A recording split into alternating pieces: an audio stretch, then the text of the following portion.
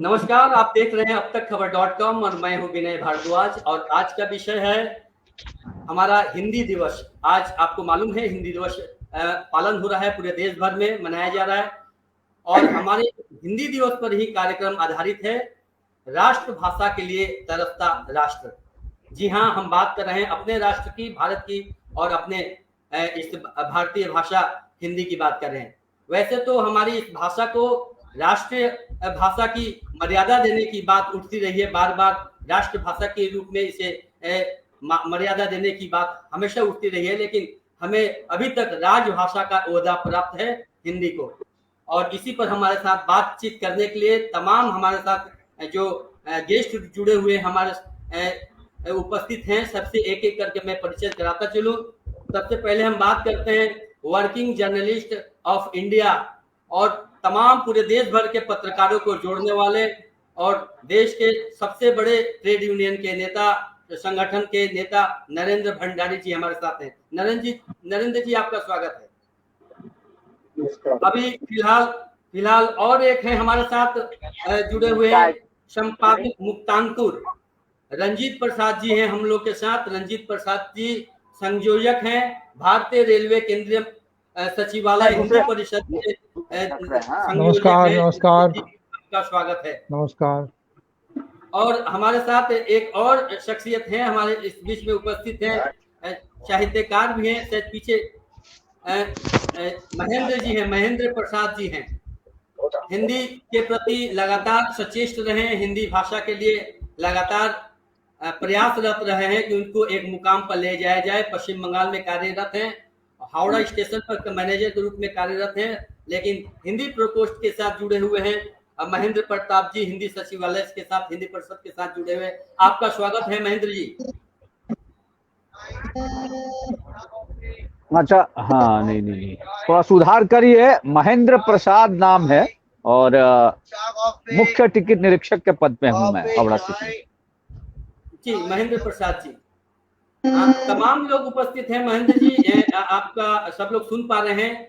हम पहले सीधे जाते हैं, हम लोग रंजीत जी के पास जा रहे हैं और उनसे जानेंगे कि सर आज हिंदी दिवस मनाया जा रहा है, पूरे देश भर में हिंदी दिवस मनाया जा रहा है और तमाम हमारे जो केंद्रीय नेतृत्व है या तमाम जो हिंदी से जुड़े लोग हैं इसे पालन कर रहे हैं। सर हिंदी दिवस और हिंदी की स्थापना, अगर इस पर थोड़ा प्रकाश डालें और हिंदी दिवस क्या आज खासियत क्या है, इस पर अगर आप थोड़ा प्रकाश डालते हैं। अब तक खबर के संयोजक, संचालक और संपादक विनय भारद्वाज जी, जो एक उभरते हुए पत्रकार हैं, कांचरापाड़ा से हैं और पूरे पश्चिम बंगाल में छाए हुए हैं, अब अखिल भारतीय स्तर पर अपनी पहचान भी बना रहे हैं। इसके साथ ही उपस्थित हैं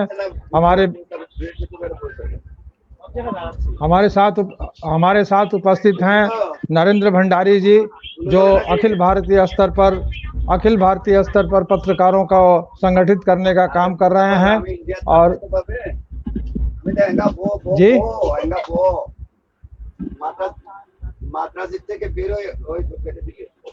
अच्छा,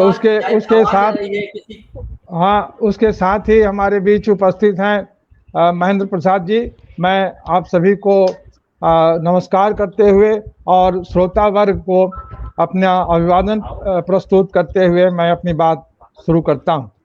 हिंदी दिवस की बात हो रही है। भारद्वाज जी ने कहा कि हम लोग आज हिंदी दिवस मना रहे हैं। हिंदी दिवस, हिंदी एक दिन के लिए क्यों, 365 दिन की बात है। साल 365 दिन का है और जीवन लगातार चलता है, गतिमान जीवन है। ऐसी स्थिति में हिंदी दिवस एक दिन क्यों? हिंदी दिवस तो रोज ही होना चाहिए। हिंदी दिवस रोज ही होना चाहिए और हिंदी दिवस रोज ही है। हिंदी दिवस रोज ही है, लेकिन हम लोग एक दिवस को हिंदी दिवस मनाते हैं इसलिए कि संविधान सभा में आज के दिन 1949 को संविधान सभा में ये बात पारित हुई थी कि हिंदी भारतीय संघ की राजभाषा होगी। भारतीय संघ कहने का मतलब है तमाम हिंदुस्तान में जितने राज्य हैं, संघ में जितने राज्य हैं, सभी राज्यों की राजभाषा हिंदी होगी। राजभाषा का मतलब है कि जो सरकारी काम, अदालतों का काम, कोर्ट कचहरी का काम संसद का काम, विधायिका का काम जिस भाषा में होता है उस भाषा को उस देश की राजभाषा कहा जाता है। और तमाम देश के लोग जिस भाषा को, एक भाषा को अगर अपनाते हैं तो वो राष्ट्रभाषा होती है। आज के चर्चा का विषय है राष्ट्रभाषा के लिए तरसता हिंदुस्तान। सचमुच में आज प्रांतीय भाषा अष्टम अनुसूची में, संविधान के अष्टम सूची में जो भाषाएं सम्मिलित हैं उन सभी को राष्ट्रभाषा का दर्जा प्राप्त है, लेकिन कोई एक भाषा राष्ट्रभाषा के रूप में प्रतिष्ठित नहीं है।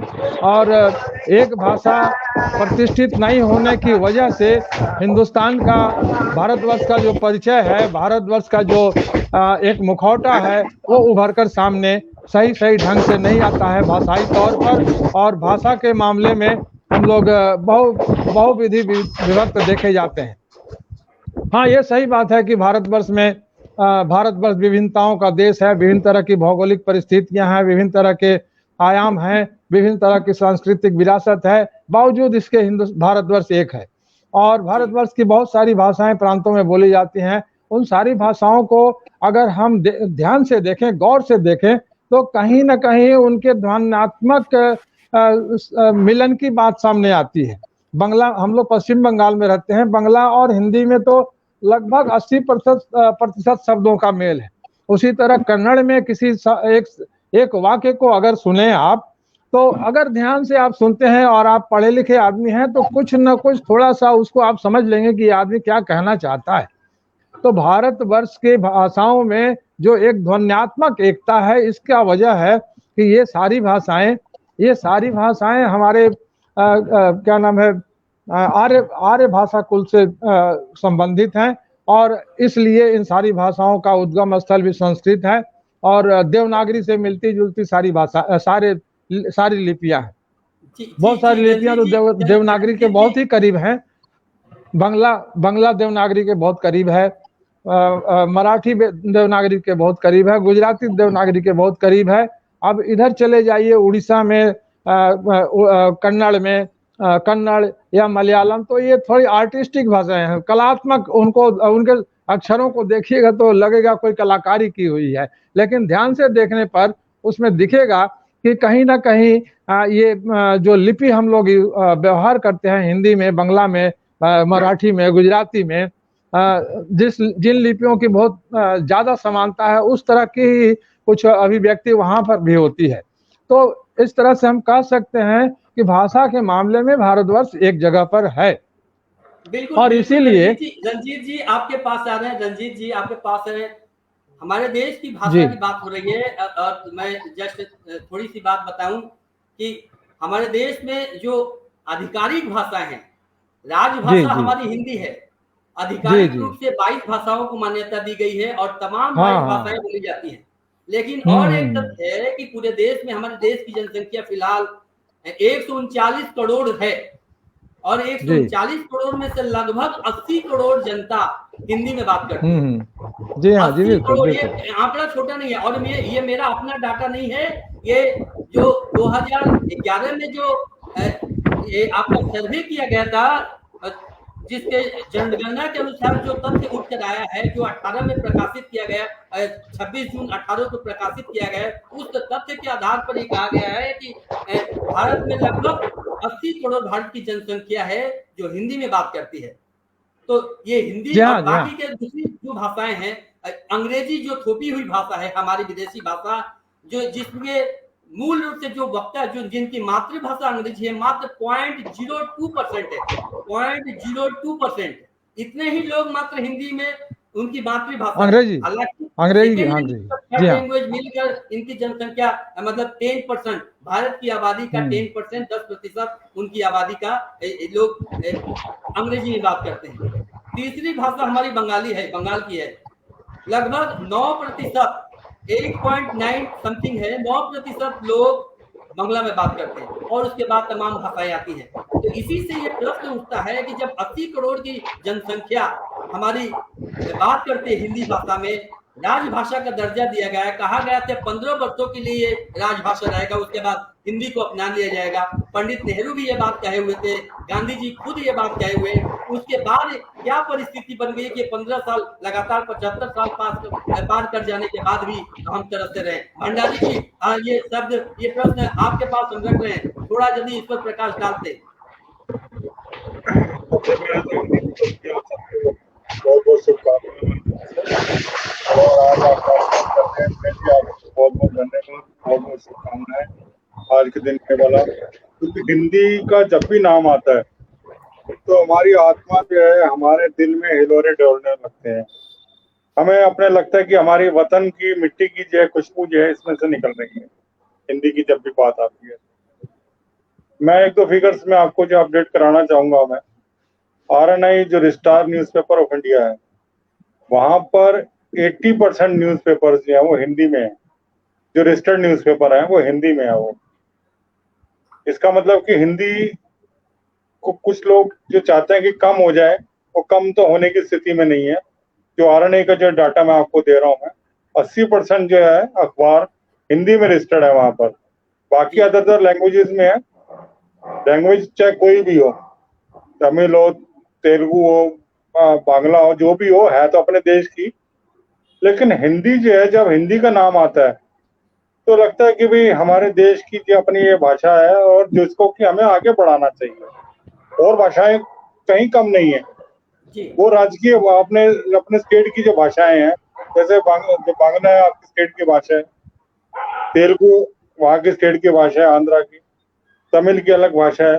लेकिन जब हिंदी की बात आती है तो लगता है कि भाई पूरी पूरी मैक्सिमम कंट्री जो है, मैक्सिमम कंट्री, अभी जो आपने डाटा भी मुझे दिया 80 करोड़ वाला जो है, तो मैक्सिमम कंट्रीज के लोग जो है अभी आज की डेट में हिंदी बोल रहे हैं। मेरा मानना है कि हिंदी को जो है सरकार को लेकर, इसको लेकर कुछ अहम फैसले करने ही पड़ेंगे। पत्रकार इस मामले में एकजुट है, पत्रकार आगे बढ़ाने में लगे हुए हैं। मैं भी हिंदी की पत्रकारिता सबकी दुनिया से हिंदी की पत्रकारिता के क्षेत्र में है। और देश का मैक्सिमम पत्रकार जो है वो हिंदी के पत्रकार हैं। आप टीवी चैनल देखेंगे तो मैक्सिमम चैनल जो देखे जाते हैं वो हिंदी के देखे जाते हैं। हाँ, स्टेट के अलग अलग जो है वो देखे जाते होंगे, लेकिन जो मैक्सिमम अगर बात डाटा उठा के देखेंगे, या यूट्यूब चैनल आजकल चल रहे हैं, पोर्टल्स चल रहे हैं, मैक्सिमम हिंदी में है। वो मैक्सिमम हिंदी में चल रहे हैं सारे चैनल। तो इसको लेकर मेरा मानना है कि सरकार को भी इस मामले में जो है गौर करना चाहिए। सरकार को जो चाहिए कि जैसे DAVP की पॉलिसी आई है, DAVP की पॉलिसी के हिसाब से उसका सबसे जो असर पड़ा वो हिंदी के अखबारों पे पड़ा। सबसे ज्यादा बुरा जो असर पड़ा DAVP की पॉलिसी जो आई है विज्ञापन की, उसका सबसे बुरा असर जो हिंदी का अखबार, हिंदी का अखबारों को विज्ञापन मिलने बहुत कम हो गए। नाम मात्र के विज्ञापन मिल रहे हैं।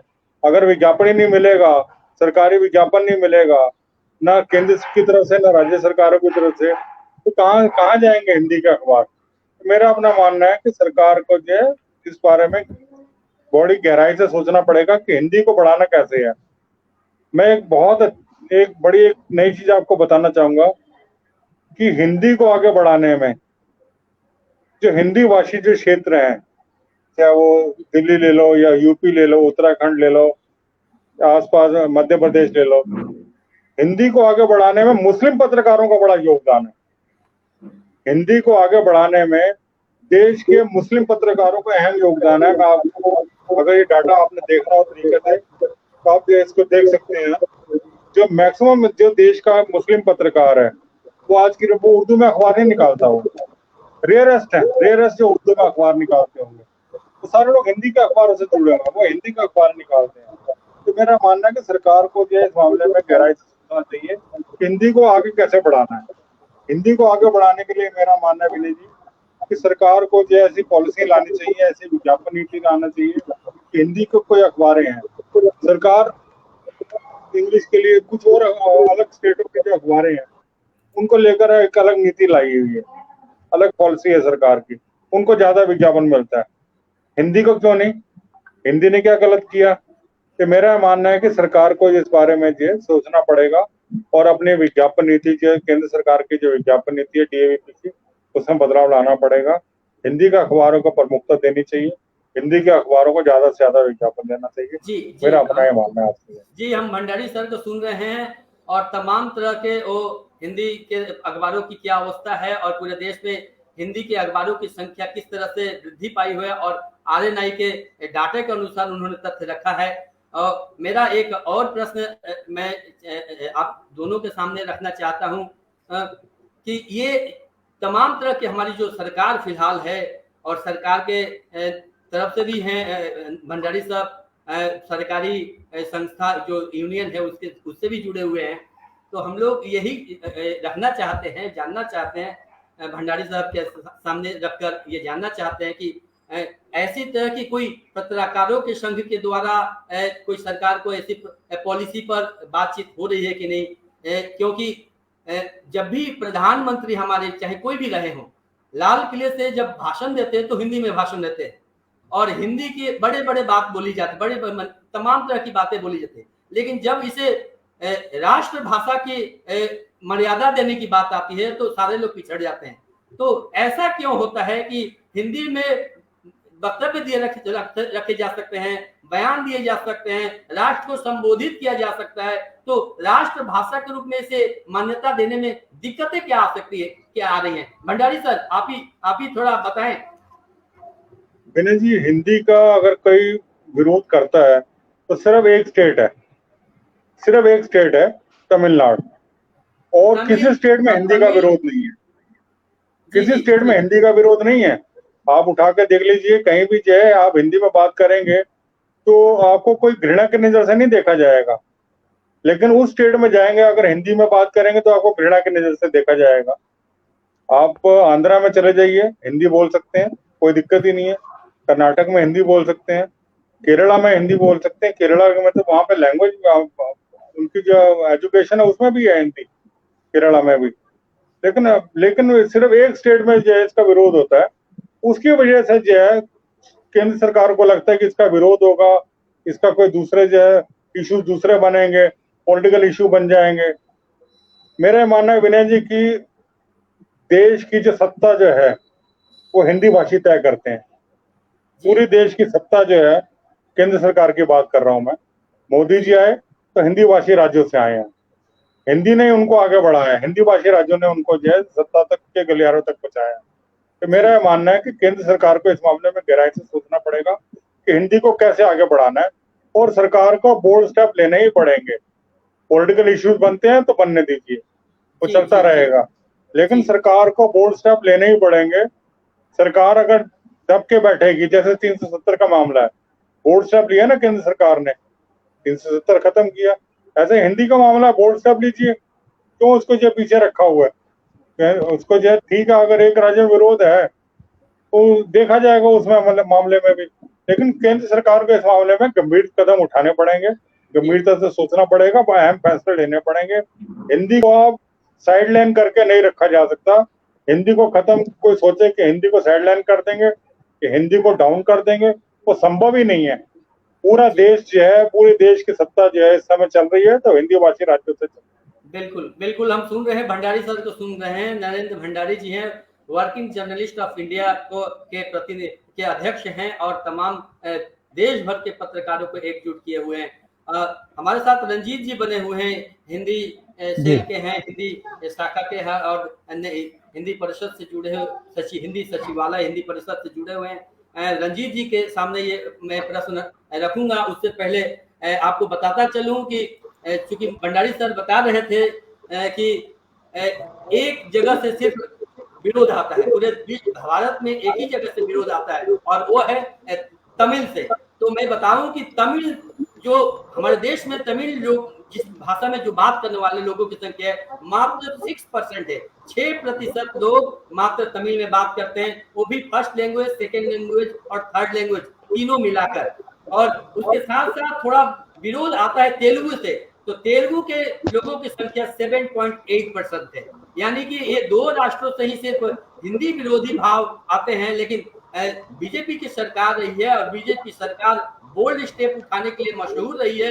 तमाम तरह के बोल्ड स्टेप उसने उठाए हैं और इसलिए बोल्ड स्टेप उठाने में शायद हिचक नहीं होनी चाहिए हमें लगता है। लेकिन इस मामले में भी बीजेपी सरकार आकर रुक जाती है, मोदी जी आकर कहीं ना कहीं रुक जाते हैं। सुशील शर्मा हमारे साथ जुड़े हुए हैं, साहित्यकार हैं, अच्छे कवि हैं, और सुशील जी का आपका स्वागत है।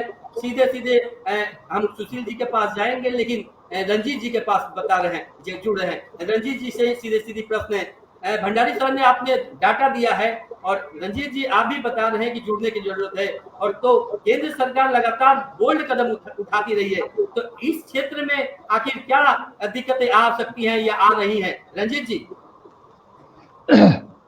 ऐसा है कि केंद्रीय सचिवालय हिंदी परिषद का नुमाइंदा होने के नाते मैं लगभग 50 वर्षों से केंद्रीय सचिवालय हिंदी परिषद के साथ जुड़ा हुआ हूं, और देश के विभिन्न भागों में हिंदी के प्रचार प्रसार का और सरकारी कार्यालयों में हिंदी के कार्यान्वयन का जायजा लेने के लिए जाने का मौका मिला है।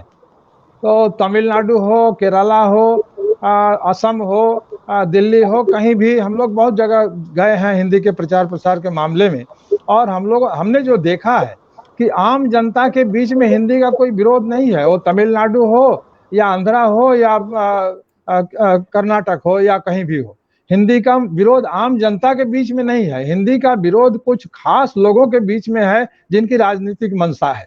आप इसको सीधे तौर पर छोटे से एग्जाम्पल से, छोटे से उदाहरण से समझेंगे कि एक दक्षिण भारत का लड़का, एक तमिलनाडु का लड़का दिल्ली में जब पढ़ने के लिए आता है, दिल्ली में जब IAS की तैयारी करने आता है, प्रशासनिक सेवा की तैयारी की कोचिंग लेने आता है, तो 1 साल बाद उससे मिलिए वो धड़ल्ले से हिंदी बोल रहा है।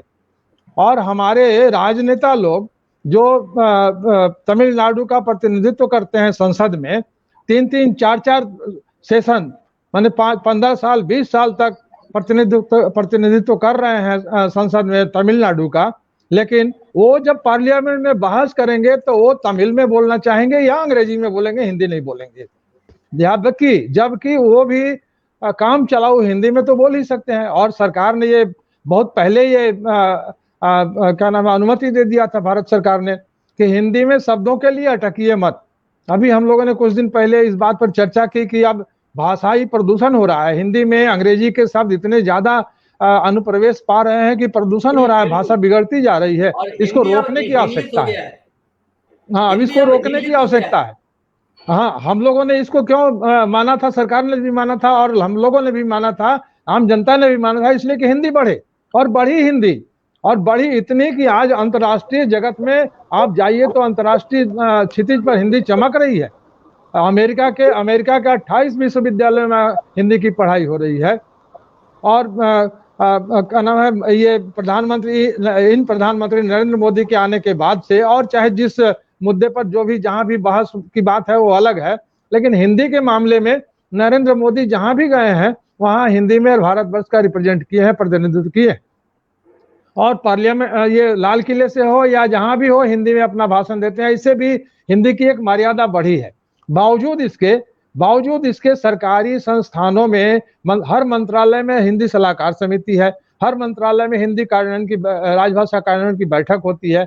बावजूद इसके ये बातें बाहर में जनता के साथ बात करने के लिए हिंदी ठीक है, लेकिन सरकारी कामकाज की जब बात आती है तो हिंदी वहां पर हल्की पड़ जाती है। यहाँ तक कि हम लोग भी हल्का करते हैं उसको। हम जब बैंक में जाते हैं तो पर्ची या चेकबुक हम हिंदी में भी भर सकते हैं, लेकिन हम नहीं भरते हैं हिंदी में। हम हिंदी में नहीं भरते हैं, वहां अनुवाद करके हिंदी द्विभाषी रूप में चेकबुक या पर्चियां रखी हुई हैं, लेकिन हम हिंदी में नहीं भरते हैं। तो ये अपने अंदर भी, हमारे अंदर अपने साहस लाने की जरूरत है।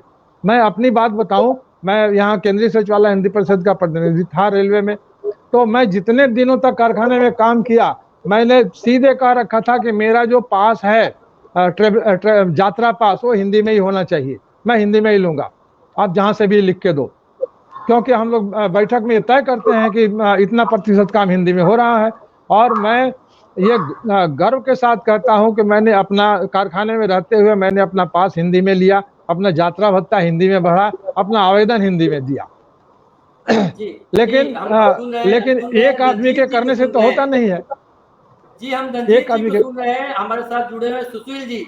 सुशील जी का थोड़ा तो एक मिनट मैं जरा इसको कंपाइल कर लूं। तो ये बात है कि सरकारी मंशा, सरकार अगर चाहे तो जिस तरह से हमारे भंडारी साहब ने कहा कि 370 का 370 कैसे हो गया, विड्रॉल कैसे उठा लिया गया उसको, उसी तरह से भारतवर्ष में 15 साल ये तो राजनीतिक स्टंट के चलते होते आ रहा है। आज की जो स्थिति है पश्चिम बंगाल में हिंदी का जो क्रेज बढ़ा है, हिंदी के प्रति जो आकर्षण बढ़ा है, यहाँ हाई स्कूलों में विनय जी आप देखिएगा, आप देखे होंगे, आपको ख्याल भी होगा कि पिछले साल, उसके पिछले साल विगत 10 वर्षों में हिंदी के लिए जो पुरस्कार दिया जाता है प्रत्येक वर्ष, बड़े बड़े अखबार वाले जो देते हैं, सन्मार्ग वाले देते हैं, प्रभात खबर वाले देते हैं, माध्यमिक और उच्च माध्यमिक में हिंदी में सर्वोच्च नंबर प्राप्त करने वाले बच्चों को वो बांग्ला भाषी बच्चे होते हैं।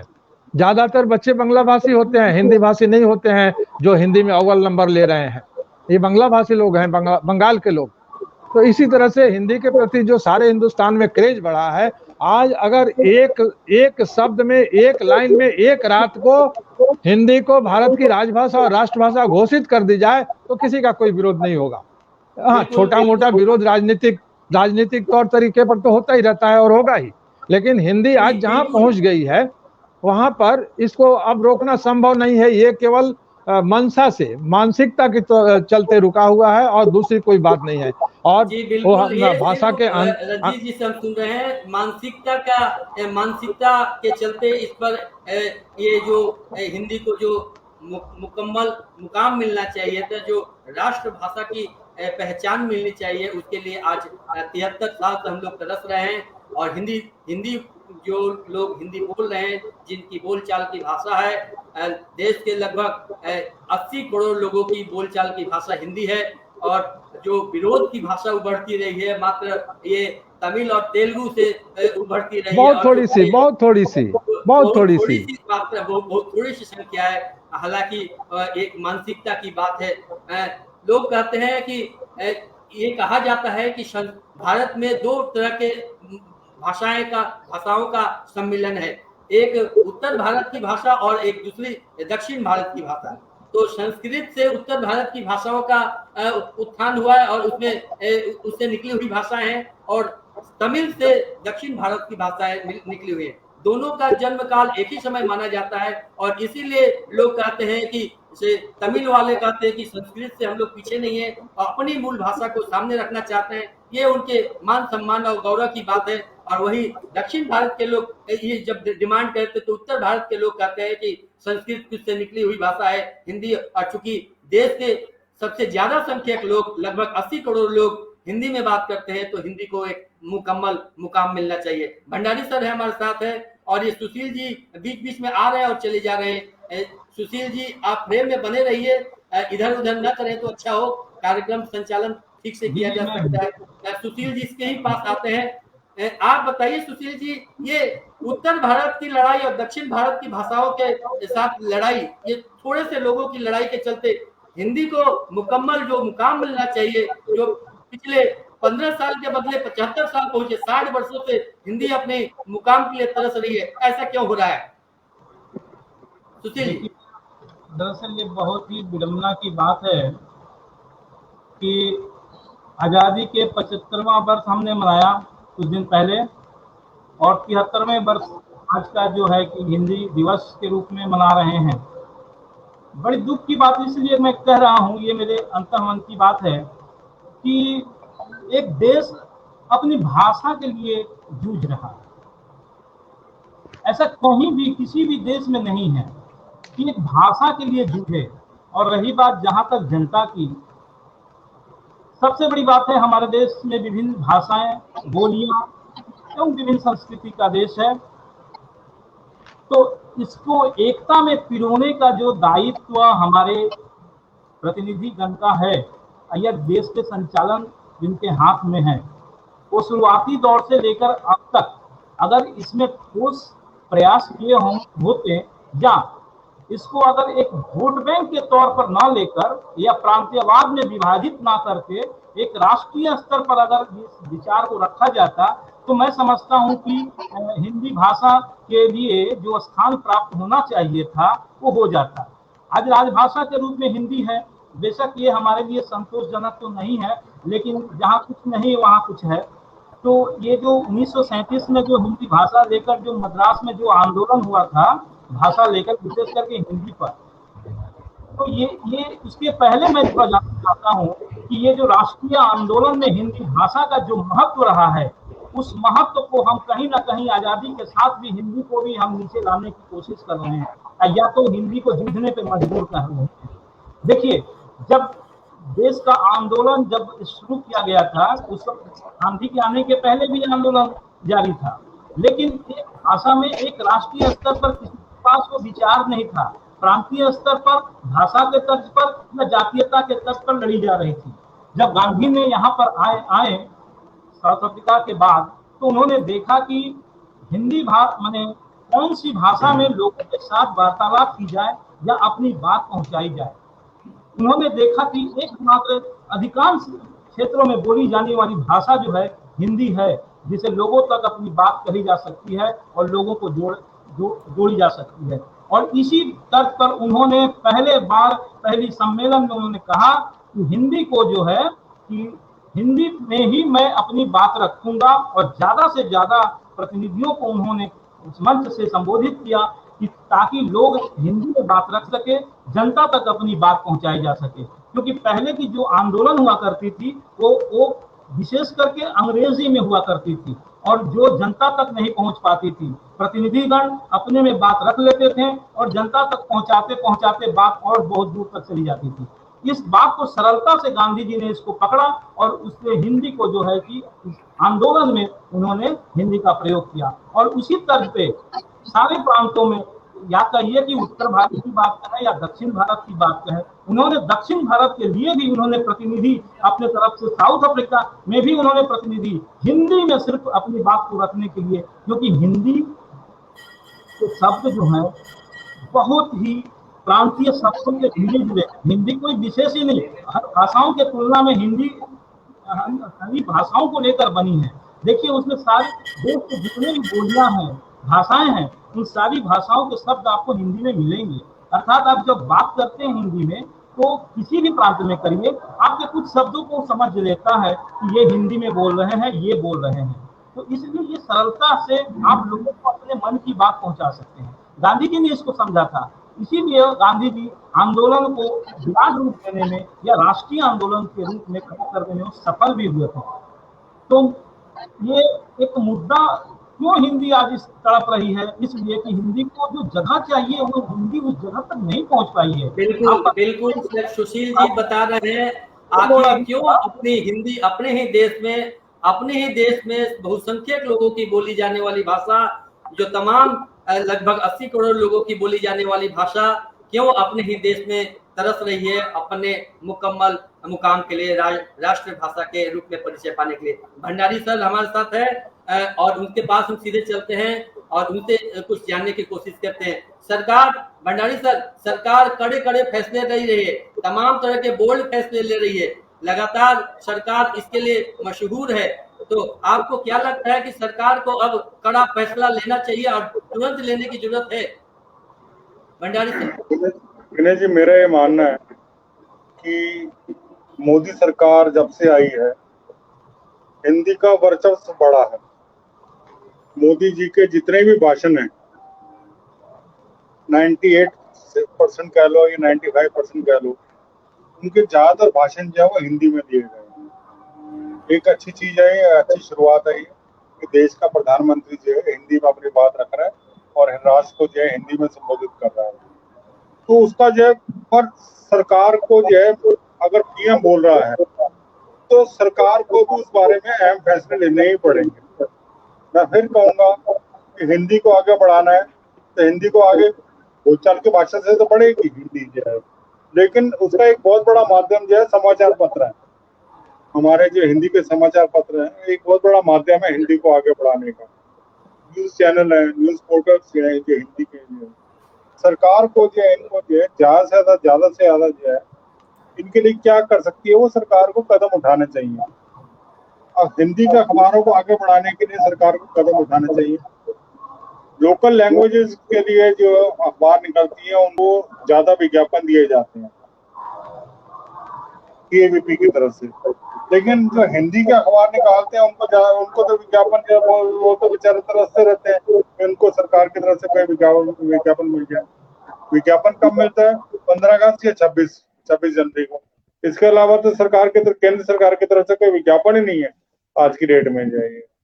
तो मेरा मानना है कि केंद्र सरकार को ऐसे पॉलिसी बनानी चाहिए कि हिंदी के अखबारें जो आगे बढ़ेंगी, हिंदी तभी आगे बढ़ेगी ना जब हिंदी के अखबारें आगे बढ़ेंगे, हिंदी के पोर्टल्स आगे बढ़ेंगे, हिंदी के चैनल्स आगे बढ़ेंगे, लोग प्रोग्राम देखेंगे, हिंदी में प्रोग्राम हो रहे हैं, उसमें पार्टिसिपेट करेंगे हिंदी के प्रोग्राम्स के अंदर। तो उसको लेकर सरकार को जो है एक अहम फैसले लेने पड़ेंगे कि हिंदी को आगे बढ़ाने के लिए हिंदी के अखबारों को कैसे आगे बढ़ाया जाए, हिंदी के चैनलों को कैसे प्रमोट किया जाए, हिंदी के पोर्टल्स को कैसे प्रमोट किया जाए। मेरा अपना मानना है कि केंद्र सरकार के हाथ में है। केंद्र सरकार चाहे तो हिंदी को प्रमोट कर सकती है, हिंदी को आगे बढ़ा सकती है। वो सरकार को अहम फैसले लेने पड़ेंगे, ये सरकार के हाथ में है। सरकार को अगर इतने बड़े बड़े अहम फैसले ले सकती है तो हिंदी को आगे बढ़ाने के लिए भी सरकार जो है बड़े अहम फैसले ले सकती है।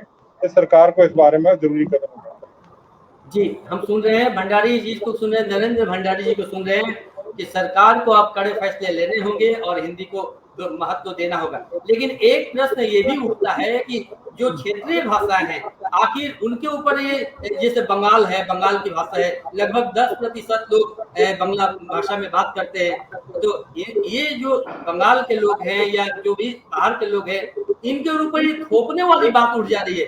भाषा को कहीं थोपी तो नहीं जाएगी, तो क्योंकि ये बहुराष्ट्रीय बहु भाषाओं का देश है, तमाम विभिन्न जाति और धर्म और भाषाओं का देश है, बहु भाषाओं का यहाँ पर विकास हुआ है, एक साथ रहने का एक पूरे विश्व में एक अलग पहचान है। तो ये हिंदी आखिर में कहीं उनके ऊपर थोप दी जाएगी, ऐसा ये मनोभाव तो कहीं नहीं बन रहा है। रंजीत जी। हाँ, ऐसी कोई बात नहीं है, बात ऐसी नहीं है। इसलिए नहीं है कि भारतवर्ष के भाषाओं को, प्रांतीय भाषाओं को या राष्ट्रीय भाषा हिंदी को अपनी भाषाओं से कोई विरोध नहीं है, अपनी भाषाओं से कोई विरोध नहीं है, न कोई दुराव है, न इनको कोई खतरा है। आप छोटा सा एक उदाहरण लेंगे, आप छोटा सा एक उदाहरण लेकर देखेंगे, आप एक उदाहरण लेकर देखेंगे छोटा सा कि आज अंग्रेजी स्कूलों की बहुतायत की वजह से, सरकार की एक नीति की वजह से, भंडारी साहब ठीक कर रहे हैं कि सरकार को इस विषय पर सोचने की आवश्यकता है। सरकार की सिर्फ एक नीति की शिक्षा का व्यवसायीकरण होगा, शिक्षा को निजी क्षेत्र में छोड़ दिया गया। हम लोग भी पढ़े हैं हाई स्कूल में, क्लास 6 से अंग्रेजी पढ़े हैं, और हम लोग जो अंग्रेजी जानते हैं, हम लोग के बगल में आज के बच्चे नहीं बैठ पाते हैं। तो अंग्रेजी स्कूलों की जो बाढ़ आई पिछले 20-25 वर्षों के अंदर में, और पिछले 20-25 वर्षों से मध्यम वर्ग के लोगों को छोड़ दीजिए, थोड़ा सा अच्छे आय वर्ग के लोगों को छोड़ दीजिए, एकदम निम्न आय वर्ग के लोगों के बच्चों तक को वे लोग चाहते हैं, एक रिक्शा वाला, एक सब्जी बेचने वाला, एक मोदी का दुकानदार, मोदी खाने का दुकानदार, ये भी लोग चाहते हैं कि हमारा बच्चा अंग्रेजी स्कूल में पढ़े, हिंदी स्कूल में, बंगला स्कूल में नहीं जाए। बंगला के स्कूल कचरापड़ा में देखिए, बंगला के स्कूल किस तरह से सूख रहे हैं, हिंदी के स्कूलों की तरह से सूख रहे हैं। तमिलनाडु में जाकर देखिए तमिल भाषा के स्कूल कैसे सूख रहे हैं, तेलुगु भाषा के स्कूल कैसे सूख रहे हैं। तो नीचे से जो जनरेशन तैयार हो रहा है वो भारतीय भाषाओं को से विरत एक दूसरी भाषा का जनरेशन तैयार हो रहा है, जिसको इंग्लिश कहिए या तमिलिंग्लिश कहिए या जो भी कहिए, उसमें अंग्रेजी मिश्रित है। वो अपनी भाषा में पारंगत भी नहीं है, अंग्रेजी भाषा अपनी भाषा में पारंगत नहीं है, अंग्रेजी में भी पारंगत नहीं है। लेकिन अंग्रेजी जो जिस तरह से भारतवर्ष में रोजगार के साथ महत्वपूर्ण तरीके से जुड़ी हुई है, हिंदी भी जुड़ी है, लेकिन हिंदी के महत्व को लोग समझ नहीं पा रहे हैं। जिन लोगों ने हिंदी के महत्व को समझा है वो लोग रोजगार, बहुत अच्छा रोजगार हिंदी के माध्यम से पा रहे हैं। यहाँ तक कि प्रशासनिक सेवा की तैयारी भी हिंदी में करने वाले लोग अव्वल पोजीशन में जाकर IAS बन रहे हैं, IPS बन रहे हैं या फॉरेस्ट ऑफिसर बन रहे हैं। बिल्कुल हिंदी को तो कहने का मतलब, एक मिनट, कहने का मतलब है विनय जी कि आपने जो कहा कि भाषा थोपने की जो बात है, भारतीय भाषाओं को अपने किसी भाषा से किसी को कोई विरोध नहीं है और न उससे खतरा है। खतरा है भारतवर्ष की भाषाओं को अंग्रेजी से, जो मैंने हाथ कंगन को आरसी किया। देख रहे हैं आज हम लोग अपने आंखों के सामने देख रहे हैं कि हमारे बच्चे पश्चिम बंगाल के बांग्ला भाषी बच्चे हो या बिहार के हिंदी भाषी बच्चे हो या तमिल के तमिल भाषी बच्चे हो, प्राइमरी स्कूलों में बच्चे नहीं हैं। और वहां बगल में एक कॉन्वेंट स्कूल जिसमें लेस क्वालिफाइड टीचर पढ़ा रहे हैं, उस इंग्लिश स्कूल में बच्चों की लाइन लगी हुई है, क्योंकि टाई पहन के जाता है और हैप्पी बर्थडे मनाता है। तो अंग्रेजियत की भूत हमारे राजनेताओं ने जो शुरू की है, ये सारा चीज शुरू होता है राजनीति के खेल से। बिल्कुल, हम आ रहे राजनीति हैं से ही आपके सारा पास कुछ शुरू होता है। आपके पास इस मुद्दे पर भी आएंगे, आपके पास आएंगे। भंडारी सर हमारे साथ हैं। कहा गया था कि 15 साल के लिए इस भाषा को लागू किया जा रहा है। 1949 में 14 सितंबर 1949 में हिंदी को राजभाषा का दर्जा दिया गया और कहा मात्र 15 साल के बाद इसे पूर्ण रूप से राष्ट्रभाषा के रूप में लागू कर दिया जाएगा। ये 15 साल कांग्रेस ने कहा था और उसके बाद कांग्रेस के जो लंबा शासन रहा लगातार खींचता रहा। भंडारी सर, आप हैं इस लाइन पर जुड़े हुए हैं, आप उससे जुड़े हुए हैं और लंबे समय से काम कर रहे हैं। ये 15 साल कहा गया था और कांग्रेस ने इसे अंग्रेजी खींचते 60 साल पहुंचा दिया।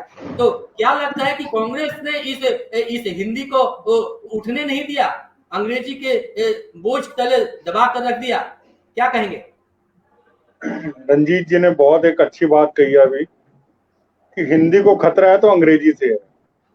बहुत बहुत बिल्कुल सही बात बोली है कि हिंदी को खतरा है तो अंग्रेजी से है। हमारी जो अपनी देश की भाषाएं हैं, चाहे वो बांग्ला हो या तेलुगु हो या तमिल हो, उससे खतरा नहीं है। खतरा तो है तो सिर्फ अंग्रेजी से खतरा है। देश का जो एक बड़ी ब्यूरोक्रेसी है, वो बहुत बड़ी ब्यूरोक्रेसी जो है, वो नहीं चाहते कि हिंदी आगे बढ़े।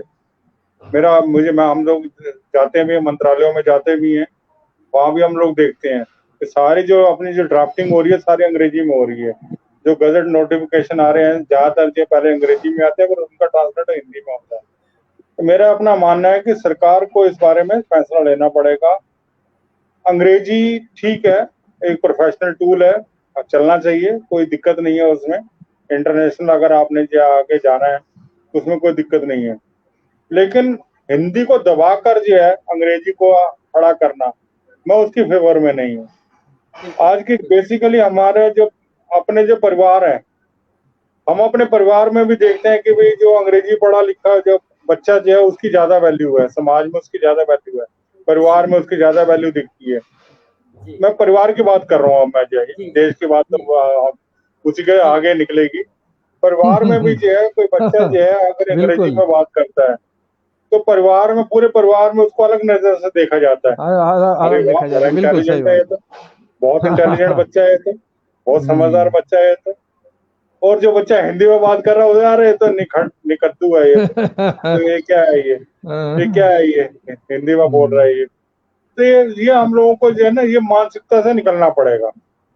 जो रंजीत जी ने कहा कि हिंदी को खतरा जो है वो अंग्रेजी से है, बांग्ला से खतरा नहीं है, तमिल या तेलुगु से खतरा नहीं है। खतरा है तो अंग्रेजी से खतरा है। और देश का बड़ा जो ब्यूरोक्रेट है वो इसके लिए बहुत बड़ा दोषी मानता हूं मैं उसके लिए। ब्यूरोक्रेट ही नहीं चाहेगा कि कभी हिंदी आगे बढ़े। देश का ब्यूरोक्रेट कभी नहीं चाहेगा कि हिंदी आगे बढ़े। मेरा यह मानना है कि इस बारे में जो है सरकारों को अहम फैसला लेना पड़ेगा।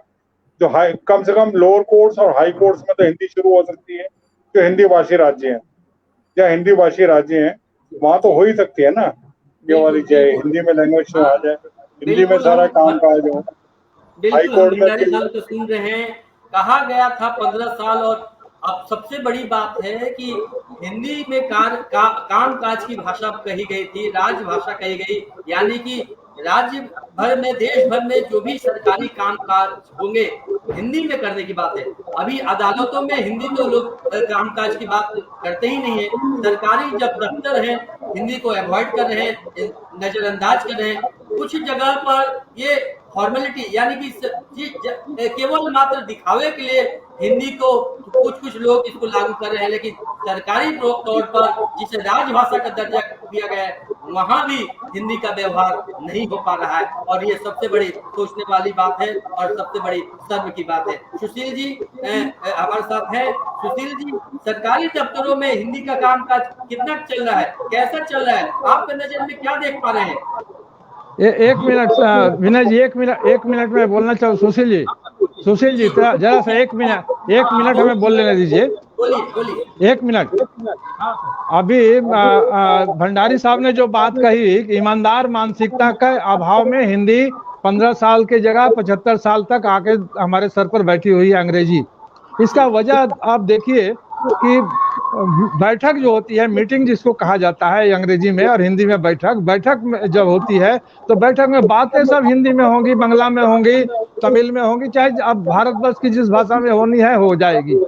अधिकतर बातें हिंदी में होती हैं बैठक की, और उसका माइनूट्स जब लिखा जाएगा, कार्रवाई जब लिखी जाएगी तो अंग्रेजी में लिखी जाएगी।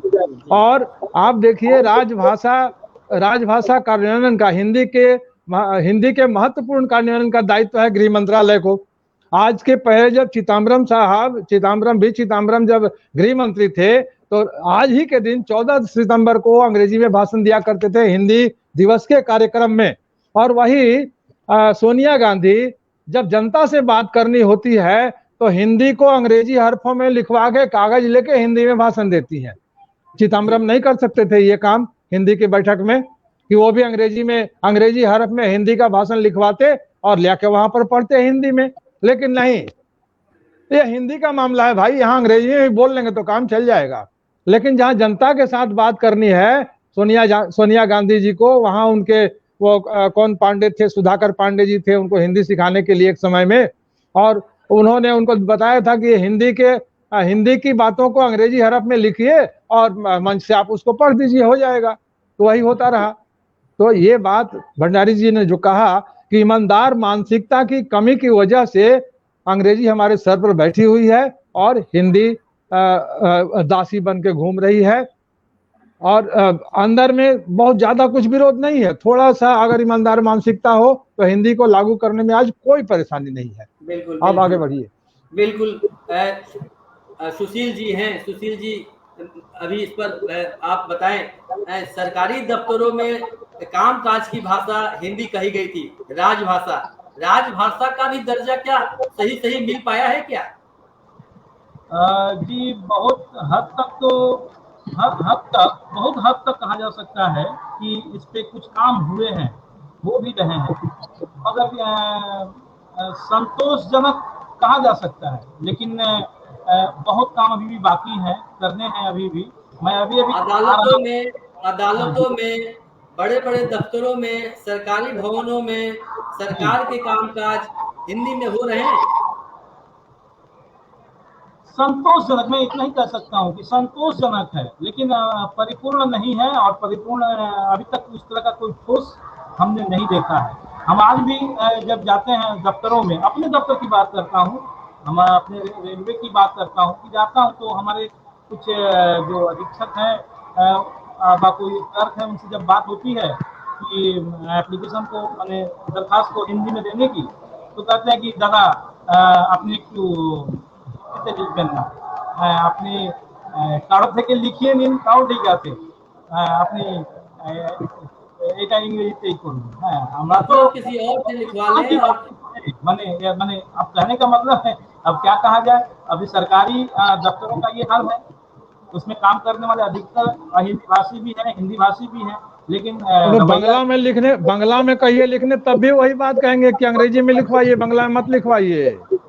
वही बात है। मैं एक छोटा सा एक उदाहरण आप तक रखना चाहता हूँ इस एक माध्यम से। बहुत पहले की बात है, संभवतः 96 की बात है। एक राशन कार्ड के लिए एक दरख्वास्त एक व्यक्ति ने उसको जो है कि हिंदी में लिख के गया था। वो हाली शहर जो घाट के बगल में जो ऑफिस था, जो तो वहां पर वो हिंदी में दिया था।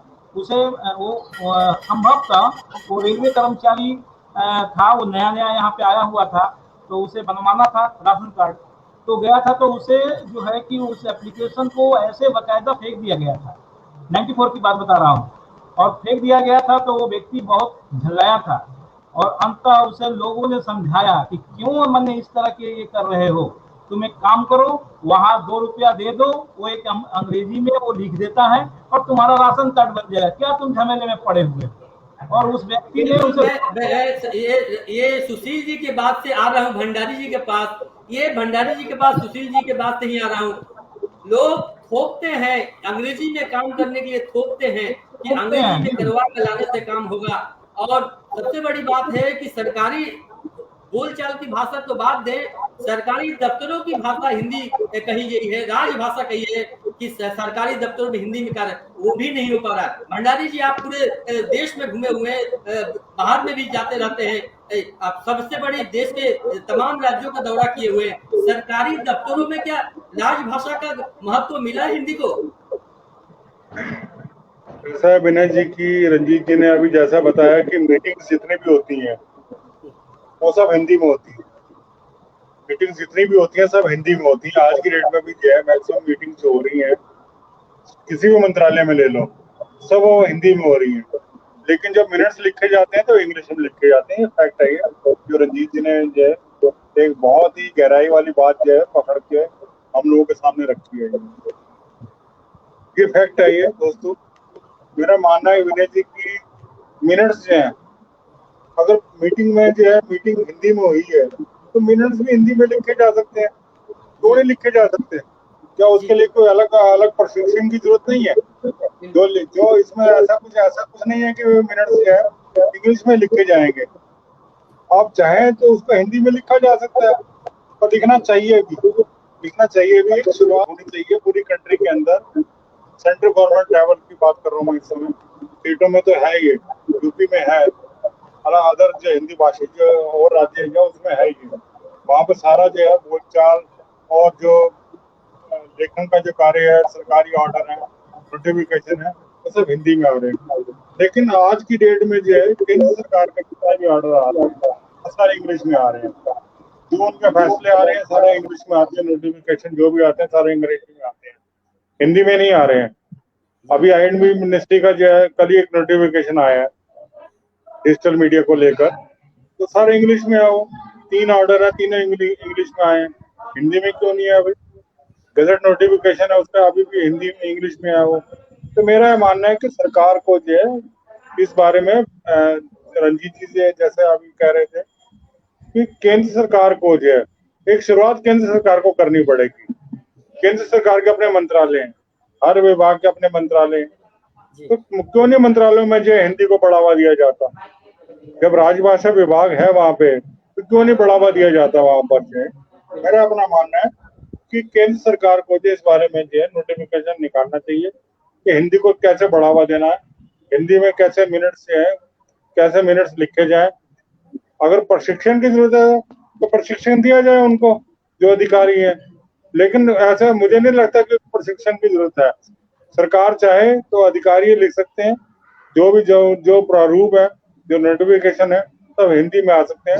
उसके लिए बड़े अहम फैसले लेने की जरूरत है, क्योंकि फैसले केंद्र सरकार को लेने पड़ेंगे, मोदी सरकार को लेने पड़ेंगे, क्योंकि केंद्र में अभी वो है।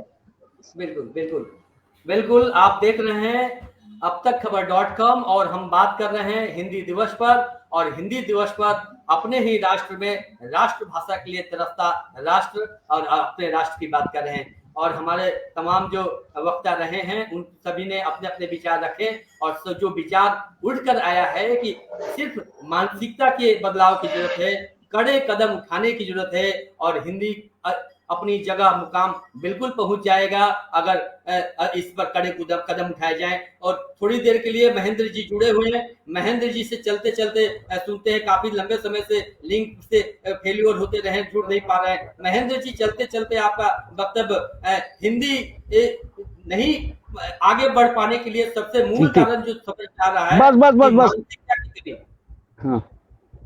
मानसिकता मेरी आवाज मिल रही है आप लोग को? मिल रही है, आप बोलिए। हाँ क्या लगता है कि बिल्कुल आपको मेरी आवाज मिल रही है? बिल्कुल मिल रही है। हेलो, आप आवाज मिल रही है तो सुन लीजिए। मैं उतरने वाला हूँ, 2 मिनट मेरे पास नहीं है, ठीक है? बिल्कुल ठीक है। हम शायद नहीं जुड़ पा रहे हैं, उनसे हम लोग नहीं जुड़ पा रहे हैं, उनका लिंक अभी भी कट जा रहा है। तो हम लोग इस जगह में इस कार्यक्रम को इस जगह पर लेकर विराम दे रहे हैं कि देश में कड़े फैसले लेने के लिए मशहूर मोदी सरकार को अब कड़े फैसले के रूप में हिंदी को बढ़ावा देने के लिए कड़ा फैसला लेने होगा। और जो मिनट्स लिखे जाते हैं, जो तमाम फैसले जो कोई भी मीटिंग के बाद, कोई भी बैठक के बाद या जो सार लिखा जाता है, हिंदी में लिखने की मानसिकता तैयार करनी होगी और उसके बाद ही हिंदी को हम अपने मुकाम तक ले जा सकते हैं। और भंडारी जी बहुत बहुत धन्यवाद आप इस कार्यक्रम से जुड़ने के लिए। थोड़ा सा मैं माफ कर रहा हूँ, 1-2 मिनट सुशील जी का भी समय की कमी है। सुशील जी हम 2 ही मिनट लूंगा, 1 से 2 मिनट। बहुत बहुत धन्यवाद। और हमारे महेंद्र जी ठीक से जुड़ नहीं पाए, आपका आज हेलो। समय नहीं ले पाए, समय नहीं सुन पाए, आपका भी बहुत बहुत धन्यवाद। प्रत्येक को इजाजत है देते, हम सबसे इजाजत ले रहे हैं और आने वाले समय में हम लोग फिर इस पर बात करेंगे। सबको नमस्कार।